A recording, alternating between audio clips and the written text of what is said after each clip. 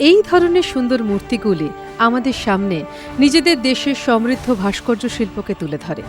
এই মূর্তি, এর পিছনের হাভেলির দরজা, এসব আমাদের দেশের সমৃদ্ধ সংস্কৃতির ঐতিহ্য।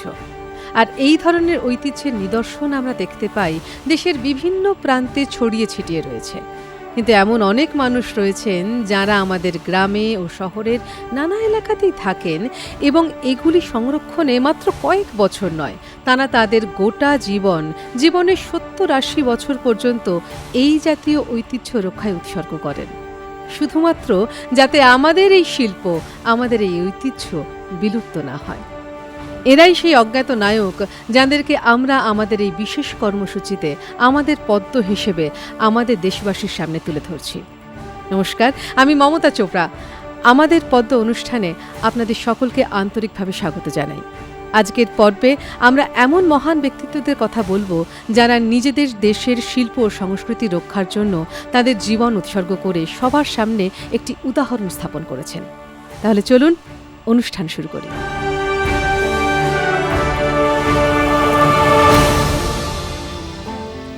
কত সুন্দর এই পেন্টিং, তাই না?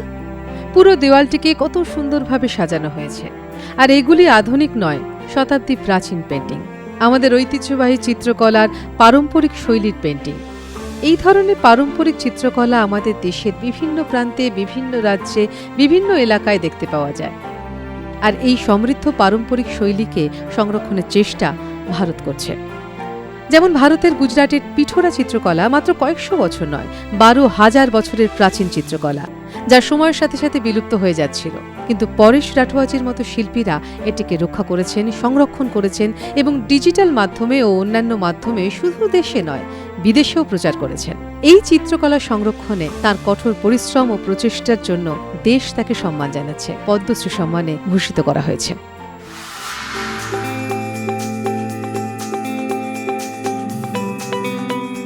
পরেশ রাঠোয়া গুজরাটের ছোট্ট উদয়পুর জেলার একজন আদিবাসী চিত্রশিল্পী, যিনি শতাব্দী প্রাচীন আদিবাসী লোকশিল্প পিঠোরা চিত্রকলার সাংস্কৃতিক ঐতিহ্য সংরক্ষণে 30 বছরেরও বেশি সময় ধরে নিয়োজিত রয়েছেন। 12,000 বছরের পুরনো আদিবাসী লোকশিল্প পিঠোরা চিত্রকলা প্রাচীন গুহায় পাওয়া যায়। এটিকে বাঁচিয়ে রাখার জন্য তিনি অনেক চেষ্টা করেছেন। এর জন্য তিনি ইন্টারনেটের সাহায্য নিয়েছেন, সোশ্যাল মিডিয়ায় ঐতিহ্যবাহী চিত্রকলার প্রচার শুরু করেন। শিক্ষা প্রতিষ্ঠানগুলিকেও এই অভিযানের সঙ্গে যুক্ত করার চেষ্টা করেন। পিঠোরা শিল্পকে ছড়িয়ে দিতে তিনি এই চিত্রকলাকে নিয়ে দেশ বিদেশে 30টিরও বেশি প্রদর্শনীতে যান। তিনি পিঠোরা চিত্রকলা শেখানোর জন্য অনলাইন কর্মশালা পরিচালনা করেন। তিনি 100 জনেরও বেশি ছাত্রছাত্রীকে প্রশিক্ষণ দিয়েছেন এবং এই চিত্রকলাকে ভবিষ্যৎ প্রজন্মের কাছে পৌঁছে দিয়েছেন। पिथोरा पेंटिंग मतलब कि ये आदि काल से, हजारों साल से, आज से 12,000 साल पहले से गुफा काल से ये पिथोरा पेंटिंग की जो शुरुआत हुई है। ये पहले गुफाओं में होता था। जो गुफाओं में जो हमारे जो आदिवासी है अपने कुछ संदेशा देने के लिए, कुछ संदेशा माध्यम के लिए एक लिपि मतलब कि चित्र लिपि से वो अपने संदेशा एक दूसरे को पहुंचाते थे। पिथोरा पेंटिंग मैं करीबन 30 साल से करता रहा हूँ। जो बचपन से, जैसे मेरी 18 साल की उम्र थी तब से मैं ये करता रहा हूँ। और जब 22 साल का हुआ तब मुझे हमारे समाज ने एक पिठोरा लखारा के रूप में हमको समाज के अंदर स्थान दिया।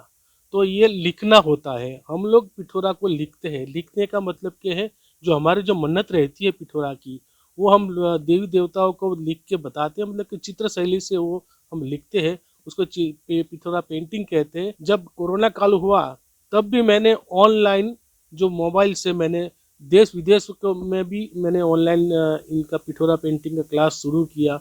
तो विदेश से भी लोग हमारे साथ जुड़ने लगे और हमारे जो पिठोरा पेंटिंग है विदेश के 7 से 8 पर जो कंट्री के लोग थे मेरे साथ जुड़ते गए और मेरे से पिठोरा पेंटिंग भी सीखते गए।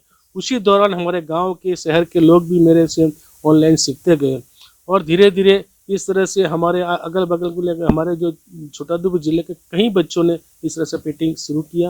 और आज भी मैं पेंटिंग क्लास, पिठोरा पेंटिंग का क्लास चलाता हूँ।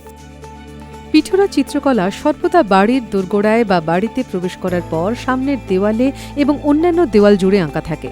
এই চিত্রকলায় সাধারণত নানা সরল আকৃতির প্রতিকৃতি দিয়ে গোটা দেওয়াল ভরিয়ে দেওয়া হয়। সারি সারি সহজ আকৃতির প্রতিকৃতি পিঠোরা চিত্রকলার সৌন্দর্যের ভিত্তি। শুধুমাত্র পুরুষরাই এই চিত্রগুলি আঁকেন এই বিশ্বাসের সঙ্গে যে এই পিঠোরা প্রতিকৃতিগুলি তাদের বাড়ির দেওয়ালে আঁকলে গৃহে শান্তি, সুখ এবং সমৃদ্ধি আসবে।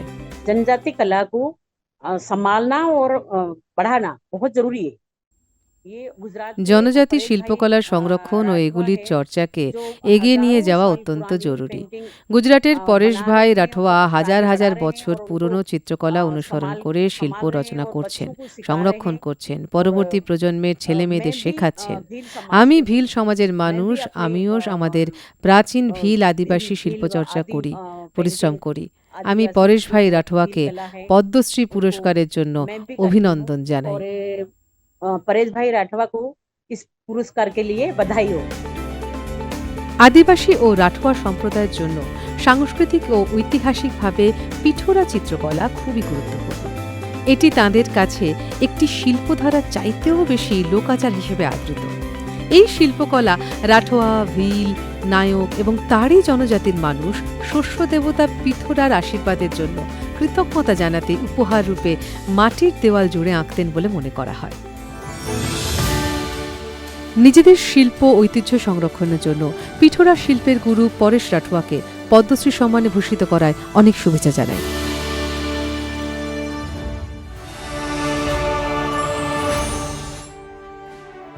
এই যে আপনারা দেখছেন, এগুলি কর্ণাটকের একটি ছোট্ট গ্রাম কিনহালের মূর্তি আর খেলনা।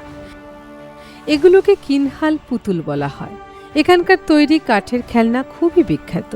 এগুলো তৈরি করতে লাক্ষা কাঠ এবং তেঁতুলের বীজ ব্যবহার করা হয়। এইরকমভাবেই অন্ধ্রপ্রদেশের তৈরি এটিকোপ্পা খেলনাও খুব বিখ্যাত। কেন বিখ্যাত? কারণ এগুলোর নির্মাতা সিভি রাজু এগুলোকে সম্পূর্ণ জৈব উপাদান দিয়ে তৈরি করেন।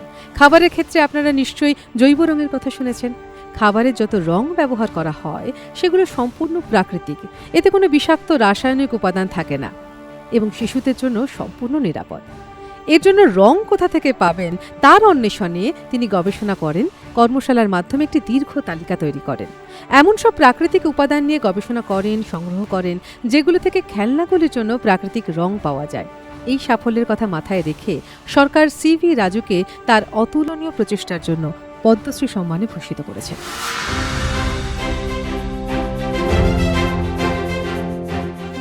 নানা রঙের খেলনা যে কাউকে মুগ্ধ করে। আধুনিক খেলনার ক্ষেত্রে ক্ষতিকারক রং একটি ক্রমবর্ধমান চ্যালেঞ্জ হয়ে দাঁড়িয়েছে, কিন্তু 500 বছরের আমাদের পুরনো ঐতিহ্যবাহী এটিকোপ্পা খেলনা এর সমাধান করেছে। এই খেলনা শিল্পকে আধুনিক সময়ের মতো করে পুনরুজ্জীবিত করে এগিয়ে নিয়ে যাচ্ছেন বিশাখাপত্তনমের এটিকোপ্পা গ্রামের খেলনা নির্মাতা সিভি রাজু। তিনি কাঠের খেলনাগুলির জন্য অবিষাক্ত প্রাকৃতিক রং তৈরি করতে উদ্ভিদের বিভিন্ন উৎস অন্বেষণ করেছেন। কেকের আকারে রং সংরক্ষণের জন্য উদ্ভাবনী প্রযুক্তি উদ্ভাবন করেছেন। কাপড়ের উপর সেই রংগুলির পরীক্ষার জন্য একটি পরীক্ষাগারও গড়ে তুলেছিলেন। তিনি বস্ত্রশিল্পের জন্য প্রাকৃতিক রং তৈরির জাতীয় পর্যায়ের কর্মশালায় অংশ নিয়েছেন আর ভারতীয় শিল্প পরিষদ এবং বিভিন্ন কারুশিল্পী গ্রুপের সঙ্গে কাজ করেছেন। I started this journey. मैंने वर्ष 1988 में एटिकोप्पका खिलौना शिल्प के क्षेत्र में अपनी यात्रा की शुरुआत की। मैंने इस शिल्प कला को विकसित किया, मानकीकरण किया और गुणवत्ता मानकों में सुधार किया। एटिकोप्पका शिल्पकला समुदाय को पूरे देश के सामने लाया। पूरे भारत में हम इस शिल्प को काशी से लेकर पूर्वी तट में कन्याकुमारी तक और साथ ही पूरे भारत में विभिन्न स्थानों पर पाते हैं, जो इस शिल्प कला को आगे बढ़ाते हैं। इस शिल्प कला के पीछे के विज्ञान में मैं रंगों की बात कर रहा हूँ। सभी प्राकृतिक रंग इसमें इस्तेमाल किए जाते हैं। सभी डेयरी स्रोत और लकड़ी जो हम गांव से और उसके आसपास से जमा करते हैं, यही इस शिल्प कला की विशिष्टता है। मुझे पद्मश्री मिलने पर बहुत गर्व महसूस हुआ। साथ ही मुझे लगता है कि मुझे यह सम्मान मिलना, इस पारंपरिक सदियों पुराने शिल्प कला को सम्मान मिलना है। Traditional age-old craft. CV Raju ধীরে ধীরে বিলুপ্ত হতে থাকা এই ঐতিহ্যবাহী শিল্পকলাকে পুনরুজ্জীবিত করেছেন আর এর সঙ্গে অনেক কারিগরদের যুক্ত করে স্থায়ী জীবিকা প্রদান করেছেন। এছাড়া বাজারে নতুন উদ্ভাবনী রং আনতে পদ্মাবতী অ্যাসোসিয়েট নামে কারিগরদের একটি সমবায় সমিতি শুরু করেছেন। এর ফলে এখন 200টিরও বেশি পরিবার এটিকোপ্পা খেলনা শিল্পকলা সম্প্রদায়ের অঙ্গ হয়ে উঠেছে। আজ এটিকোপ্পা কারিগরেরা রং করার জন্য হলুদ, জাফরা বীজ, পুরনো গুড়, অড়হর, গন্ধরস এবং অন্যান্য প্রাকৃতিক উপাদান ব্যবহার করেন।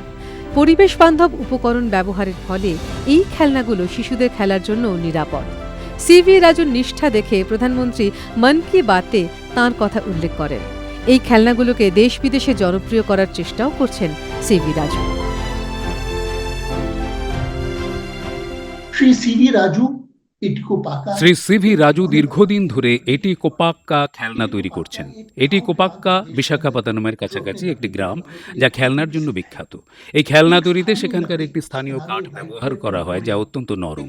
এই কাঠকে প্রাকৃতিক ডাইস দিয়ে করাতে নির্দিষ্ট আকার দেওয়া হয়। তারপর সেগুলিকে প্রাকৃতিক রঙে বিভিন্ন গাছ থেকে সংগ্রহ করা রং দিয়ে রাঙানো হয়, রঙিন করে তোলা হয়। এতে কোনো রাসায়নিক নেই, বিষ নেই।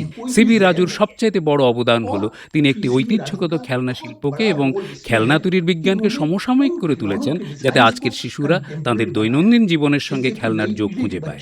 তাকে এবছর পদ্মশ্রী পুরস্কারে ভূষিত করার জন্য আমি অনেক অভিনন্দন জানাই। पद्मश्री से नवाजा गया है, इसके लिए उनको बहुत हार्दिक बधाई। এটিকোপ্পা খেলনা ঐতিহ্যের সংরক্ষক সিভি রাজুকে পদ্মশ্রী পুরস্কারের জন্য অভিনন্দন।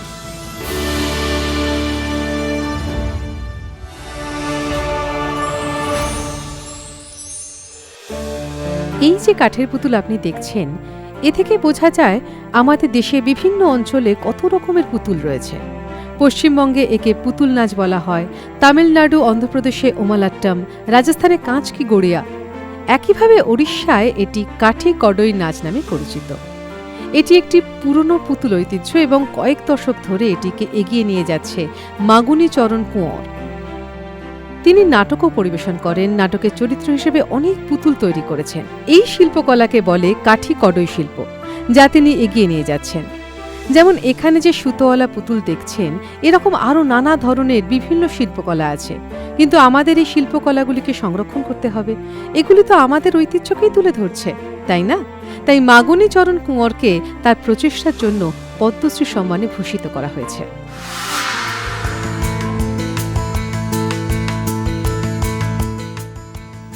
কাঠের টুকরোয় খোদাই করা 300টি কাঠের পুতুলের চরিত্র, 20টি নাটক দর্শকদের সামনে মঞ্চে জীবন্ত করে তোলার 70 বছরের প্রচেষ্টা কোনো সাধারণ সাফল্য নয়। ওড়িশার এই ঐতিহ্যবাহী কাঠি কডই নৃত্যশিল্পকে নিজস্ব উদ্দীপনা ও নিষ্ঠা দিয়ে সিঞ্চিত করে ওড়িশার কেউনঝাড় জেলার 85 বছর বয়সী মাগুনী চরণ কুঁয়র মৃতপ্রায় শিল্প কাঠি কডই নাচকে নতুন জীবন দিয়েছেন। এই শিল্পধারাটি সাধারণত কেউনঝাড় জেলার মৎস্যজীবী সম্প্রদায় দ্বারা সঞ্চালিত হতো, কিন্তু এই শিল্পের প্রতি তাঁর অনুরাগ এমন ছিল যে তিনি জাতিগত বাধা এবং পারিবারিক প্রতিবন্ধকতা পেরিয়ে এই শিল্পে বুঁদ হয়ে পড়েন। তিনি ঐতিহ্যবাহী ভাস্কর শ্রী ভগবান জেনার কাছ থেকে মাটি, পাথর ও কাঠের ভাস্কর্য শেখেন। উৎকল বিশ্বকর্মা কলাকুঞ্জ নামক নিজস্ব কডই নাচের দল প্রতিষ্ঠা করেছেন এবং উড়িষ্যার বাইরে কডই নাচের প্রচার এবং প্রসারে অবদান রেখেছেন। 40-50 साल हो गया, इसी से हम चलते हैं, खाना वाना सब होता।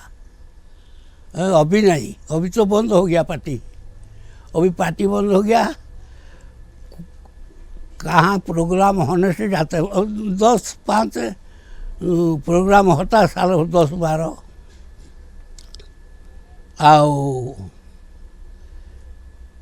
ऐसा करते करते छुट्टा पुतली सब था लकड़ी का। ये जो कोरोना हुआ, हम सोचा जब इतना छोटा ट्रक से इतना बड़ा ट्रक होता, पुतली क्यों नहीं बड़ा होगा। इसलिए ये जो डीम आता ना सब कागज में, वही कागज को कूट के इसको बनाया। अब जो आप बोलिएगा अभी बोल देगा, हम रात को इसको कंपोज करके गाना वाना जोड़ के लिख के सब कर देंगे। ऐसा हमारा काम है। उसका बाद हम शिक्षा देते हैं, पिता माता को भगवान मानो, गुरु को भगवान मानो। 60 वर्ष में इसको लेकर घूमा। और 84 में एक ताम्रपत्र मिला हमको, उड़ीसा सरकार दिया जे आप अद्वितीय कलाकार। तपस्या सफल होइछि, आउ मनस्कामना भी पूर्ण होइछि।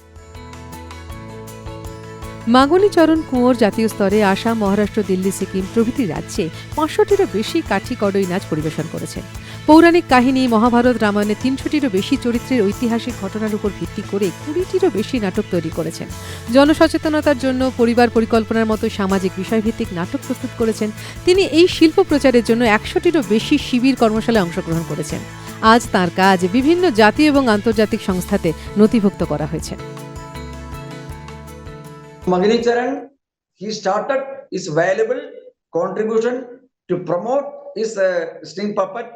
মাগুনী চরণের অমূল্য অবদান পুতুল তৈরি ও পুতুল নাচ শিল্পের উন্নয়নের প্রচেষ্টা দেশ বিদেশের অসংখ্য মানুষকে উদ্বুদ্ধ করেছে। তিনি ভিন্ন রসের গল্পগুলি পরিবেশন করেন, তাই দর্শক থেকে শুরু করে বিশেষজ্ঞরা তার শিল্পকর্মকে সময়োপযোগী পুতুল তৈরির সাফল্য ও প্রযুক্তিকে অকুণ্ঠ প্রশংসা করেছে। এই সাফল্য তার জীবনকে বদলে দিয়েছে। তিনি তার শিল্পকর্মের জন্য দীর্ঘকাল ধরে অক্লান্ত পরিশ্রম করেছেন। আমি মাগুনী কুঁয়োরকে পদ্মশ্রী পুরস্কারের জন্য অভিনন্দন জানাই। I congratulate Magini Charan for getting the Padma Award. কাঠের পুতুল নাচ দৃশ্যকলার প্রাচীনতম রূপের মধ্যে একটি, যার প্রথম উল্লেখ পাওয়া যায় খ্রিস্টপূর্ব প্রথম বা দ্বিতীয় শতাব্দীতে রচিত তামিল ধ্রুপদী সাহিত্য সিলাপ্পাদিকারামে। ঐতিহ্যবাহী বিনোদনে কাঠের পুতুলের একটি গুরুত্বপূর্ণ স্থান রয়েছে। এই কাঠি কড়ই নাচ নামে পরিচিত লাঠি পুতুল শুধুমাত্র কেওনঝড়েই পাওয়া যায়।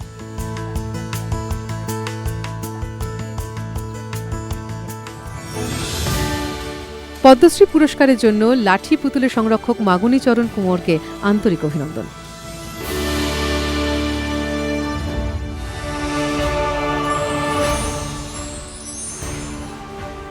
কত সুন্দর না এটা! আর আপনি বিশ্বাস করবেন না যে এটা দুমড়ানো কাগজ দিয়ে তৈরি। যদিও এতে কাঠের পাতও ঢোকানো হয়েছে, কিন্তু পেপার মিশো শিল্প একটি অতি প্রাচীন শিল্প। তবে এই শিল্পটিও সময়ের সঙ্গে সঙ্গে ঐতিহ্যগত চিত্রকলাকে নানাভাবে সাজিয়ে বিকশিত হয়েছে। এখানে আপনি দেখতে পাচ্ছেন যে এই ওড়িশি চিত্রকলা। একইভাবে বিহারেও আমরা সবাই জানি যে মৈথিলি চিত্রকলা খুবই বিখ্যাত। মহিলারা তাদের আঙিনায় ছবি আঁকতে থাকেন, কিন্তু সুভদ্রা দেবী পেপার মিশো শিল্প তৈরি করেন। এই উপাদান দিয়েই মৈথিলি চিত্রকলা করেন। হ্যাঁ, এবং এইভাবেই তিনি মৈথিলি ঐতিহ্যকে দেশে বিদেশে প্রচার করেছেন। অনেকেই শিল্পকলা শিখতে তার কাছে আসেন এবং তিনি অনেককে প্রশিক্ষণ দিয়েছেন।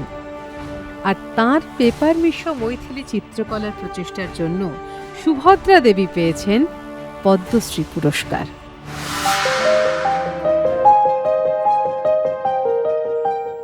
ঐতিহ্যবাহী চিত্রকলায় সজ্জিত এই সুন্দর শিল্পকর্মগুলি মধুবনী শিল্পী সুভদ্রা দেবীর পেপার মিশো শিল্প রচনার দক্ষতার একটি উদাহরণ। যিনি পেপার মিশো মৈথিলি শিল্পকর্মের মাধ্যমে মিথিলার সংস্কৃতি এবং ঐতিহ্যের ঝলক তুলে ধরে দেশ বিদেশে পরিচিতি করিয়েছেন। তিনি তার শৈশবকালে অন্যদের দেখাদেখি মৈথিলি চিত্রকলায় তাঁর শিল্প রচনার যাত্রা শুরু করেছিলেন। উপেন্দ্র মহারথী তাঁর পেপার মিশো মৈথিলি চিত্রকলায় খোদিত করতে অনুপ্রাণিত করেছিলেন, যা তিনি ৬০ বছর ধরে অনুশীলন করে আসছেন। সুভদ্রা দেবী, যিনি কর্মশালার মাধ্যমে এই শিল্পে শতাধিক শিল্পীকে প্রশিক্ষণ দিয়েছেন, পেপার মিশো মৈথিলি চিত্রকলাকে বিশ্ব পর্যায়ের প্রদর্শনীতে নিয়ে আসার কৃতিত্ব সুভদ্রা দেবীকে দিতেই হয়, যিনি কর্মশালার মাধ্যমে অনেক যুবক যুবতীকে এই শিল্পে প্রশিক্ষণ দিয়েছেন।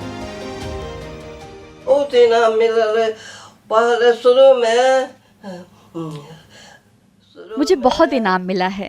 शुरू में मैंने कुछ पुरस्कार हासिल किए थे। मैं प्रदर्शनियों में जाती थी अपनी हस्तकला मधुबनी कला को अंतर्राज्यीय स्तर पर पहचान दिलाने के लिए।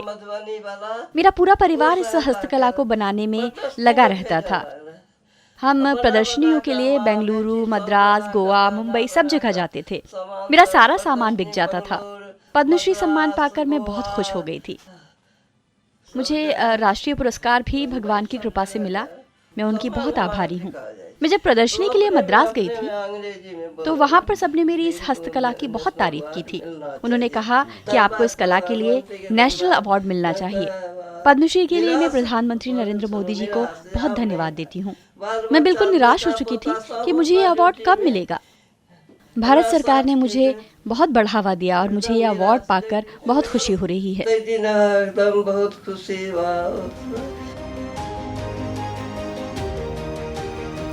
পেপার মেশো শব্দটি ফরাসি ভাষা থেকে উদ্ভূত, যার অর্থ দুমড়ানো কাগজ। এই কাগজ প্রথমে জলে ভিজিয়ে পাল্প তৈরি করা হয়। আঠা ফেভিকলের সাহায্যে একে আকৃতি দেওয়া হয়। রোদে শুকোনোর পর সেগুলোর উপর বিভিন্ন রঙের ছবি আঁকা হয়। ছাঁচও ব্যবহার করা হয়, তবে সুভদ্রা দেবী তার দক্ষ হাত দিয়েই শিল্পকলা তৈরি করেন। সাদা রঙের ব্যবহার তাঁর শিল্পকর্মকে অন্য মাত্রায় তুলে ধরে। बिहार में गाँव में महिलाओं अपने मिथिला पेंटिंग करती है। বিহারের গ্রামের মহিলারা মৈথিলি পেন্টিং করেন। সুভদ্রা দেবী পেপার মেশোর ওপরে এই ধরনের মৈথিলি পেন্টিং করেছেন আর দেশ বিদেশে এই শিল্পকে পরিচিত করিয়েছেন। পদ্মশ্রী পুরস্কারের জন্য সুভদ্রা দেবীকে অনেক অনেক শুভেচ্ছা। और पुरस्कार के लिए बहुत बहुत बधाई हो।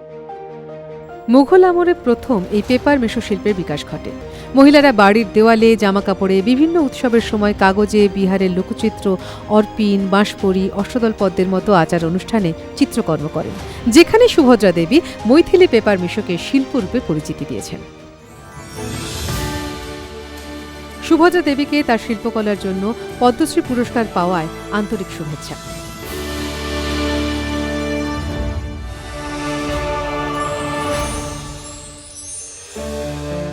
ছোট বড় বিভিন্ন ধরনের প্রদীপ ও অন্যান্য আচার অনুষ্ঠানের সামগ্রীতে নাগ, ময়ূর, ছোট সাপ, ষাঁড়ের মতো অবয়ব তৈরি করা হয়েছে। এই সব জিনিসই পিতলের তৈরি, আর উত্তরপ্রদেশের মোরাদাবাদ পিতলের জিনিসের জন্য খুবই বিখ্যাত।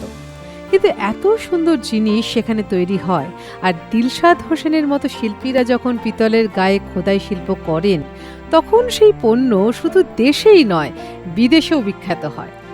তিনি এত সূক্ষ্ম শিল্পকর্ম করেন যে তার নকশা এবং শিল্পকর্মের জন্য সম্মানের স্বীকৃতি হিসেবে তাকে দেওয়া হয়েছে পদ্মশ্রী পুরস্কার। মোরাদাবাদের পিতল শিল্পোদ্যোগ শুধুমাত্র শিল্পগুরু দিলশাদ হোসেনের মতো অভিজ্ঞ কারিগরদের কারণেই বিখ্যাত, যারা পিতল খোদাইয়ের ক্ষেত্রে কৃতি মানুষ, যারা ভারতের এই হস্তশিল্পকে বিশ্বে উজ্জ্বল করেছেন। 10 বছর বয়স থেকে তিনি তার দাদার কাছ থেকে পিতলের নকশা করা শিল্পকর্ম আয়ত্ত করেছিলেন। 6 দশক ধরে তিনি এই কাজে ডুবে আছেন। মোরাদাবাদের মকবরা এলাকার সরু গলিতে বসবাস করে শিল্পগুরু দিলশাদ হোসেন। পুরো পরিবার দক্ষতার সঙ্গে পিতলের জিনিসে শিল্পকর্ম খোদাই করেন। শুধু ছেলেরা নয়, বাড়ির মেয়ে আর পুত্রবধূরাও এই হস্তশিল্পে পারদর্শী। তবে পরিবারের বাইরেও তিনি প্রায় 1000-এরও বেশি কারিগরকে এই শিল্পের দক্ষতা অর্জনে সাহায্য করেছেন, যাতে তরুণেরা মোরাদাবাদের এই পরিচিতিকে এগিয়ে নিয়ে যেতে পারে। বিশেষ আমন্ত্রণে তিনি ইরানেও গিয়েছিলেন এবং সেখানে শিল্পীদের পিতলের নকশা করা সরঞ্জাম দিয়ে মোরাদাবাদ কলম ব্যবহার করতে শিখেছেন। पद्म श्री जो हमें मिला है, ये हमारे लिए बहुत बड़ी बात है। मोदी जी, प्रधानमंत्री जी का भी शुक्रिया अदा करता हूँ। बच्चों को हम सिखाते हैं और काफी हमारे शागिर्द हैं, और खास तौर से हम लेडीज पे ज्यादा ध्यान देते हैं। लेडीजों को हमने अच्छा काम सिखाया, ज्यादा सिखाया है। इसकी वजह यह है कि हमारी जो नक्काशी है, तो उसके अंदर ये खूबी है कि ये 200 ग्राम की होगी नहीं थप्पी, और ये 20 ग्राम की, 30 ग्राम से ज्यादा की हमारी नहीं है। तो जिस वक्त हमारे ये लेडीज काम करती है तो उसे पता नहीं चलता, और आराम से इस तरह से काम कर लेती है। और इसके अंदर ये खूबी ये है हमारी नक्काशी में कि घर बैठ के कर लेती है, कहीं उसे जाना नहीं पड़ता। 250, 300, 500 रुपए तक की जैसे लेडीज होती है वो काम कर लेती है। দিলশাদ হোসেনের খোদাই নকশা পিতলের বাসন এবং অন্যান্য জিনিসকে একটা নতুন চেহারা দেয়। এই ভাস্কর্যটির প্রতি তার এমন আবেগ রয়েছে যে সবাই তার তৈরি পিতলের নকশা করা পণ্য সম্পর্কে নিশ্চিত থাকতে পারে। G7 সম্মেলনে ভারতের প্রধানমন্ত্রী জার্মানির চ্যান্সেলরকে যে কলসটি উপহার দিয়েছিলেন, সেটি দিলশাদ হোসেনেরই খোদাই নকশার চমৎকার উদাহরণ। ये नक्काशी के काम के कारीगर तो अभी भी हैं। তিনি আজ যেমন খোদাই শিল্পের শ্রেষ্ঠ কারিগর, তেমনি ধাতু দিয়ে অন্যান্য জিনিসও বানান এবং ধাতুর ওপর সুন্দর সব নকশা খোদাই করেন। সেগুলি কয়েকটি শহর ও জয়পুরে সরবরাহ করেন। খোদাই শিল্পের কাজ করা শিল্পী আজ অনেক কম। এখন অবশ্য ভারত সরকার অনেক চেষ্টা করছেন, প্রশিক্ষণ কেন্দ্র খুলেছেন। খোদাই শিল্পের কাজ খুব সূক্ষ্ম হয় এর চাহিদাও বাড়ছে। उनको बधाई देता हूँ, बहुत शुभकामनाएं देता हूँ। কথিত আছে যে শাহজাহানের রাজত্বকালে কিছু কারিগর পরিবার দিল্লি থেকে মোরাদাবাদে চলে আসে এবং পিতলের খোদাই শিল্প বিকশিত করে। মুঘল যুগে পিতলের পাত্রে খোদাই নকশা করা হতো আর এখানকার আফতাবা ও ফুলদানির চাহিদাও ছিল প্রচুর। এভাবে মোরাদাবাদে পিতল শিল্পোদ্যোগ প্রায় ৩৫০ বছরের পুরনো, যার প্রসিদ্ধিকে সময়ের সঙ্গে উজ্জ্বল করে তুলেছেন দিলশাদ হোসেনের মতো কারিগরেরা। পিতলে খোদাই নকশার শিল্পে দক্ষ দিলশাদ হোসেনকে তাঁর অতুলনীয় কৃতিত্বের জন্য পদ্মশ্রী সম্মানে ভূষিত করায় তাঁকে অফুরান শুভেচ্ছা।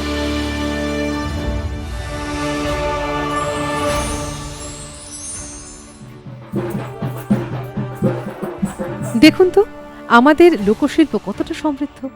এই ধরনের লোকশিল্প আমাদের জীবনকে রঙিন করে রাখে। আমাদের সারা দেশে এমন সব লোকশিল্প রয়েছে যাদের সঙ্গে আমাদের কোনো না কোনোভাবে সংযোগ স্থাপন করা দরকার। এই লোকশিল্পের সমৃদ্ধি বজায় রাখতে পারেন এমন অজ্ঞাতনামা নায়কদের আমরা আমাদের পদ্ম এই অনুষ্ঠানের মাধ্যমে আপনাদের সামনে এনেছি। এমন নায়কদের যাদের দেশের সরকার পদ্মশ্রী পুরস্কার দিয়ে উজ্জীবিত করেছে। কিন্তু কোনো না কোনোভাবে আমাদেরও এই শিল্পীদের সঙ্গে যুক্ত হওয়া উচিত। তাই আমরা আপনাদের জন্য নিয়ে এসেছি এই অনুষ্ঠান। আমাদের পদ্ম পুরস্কারের এই ধারাবাহিক অনুষ্ঠান 2023 সালে পুরস্কৃত সেই সব অজানা নায়কদের কথা আপনাদের সামনে তুলে ধরা হলো যাদেরকে দেশ সম্মান জানিয়েছে। কিছুদিন বাদে আমরা আবারও 2022 সালে জননায়কদের কথা নিয়ে আপনাদের সামনে হাজির হব। ততদিন আপনারা আমাদের প্রতি আপনাদের স্নেহ ভালোবাসা বজায় রাখুন। এবার আমাদের পুরো টিমকে অনুমতি দিন। নমস্কার।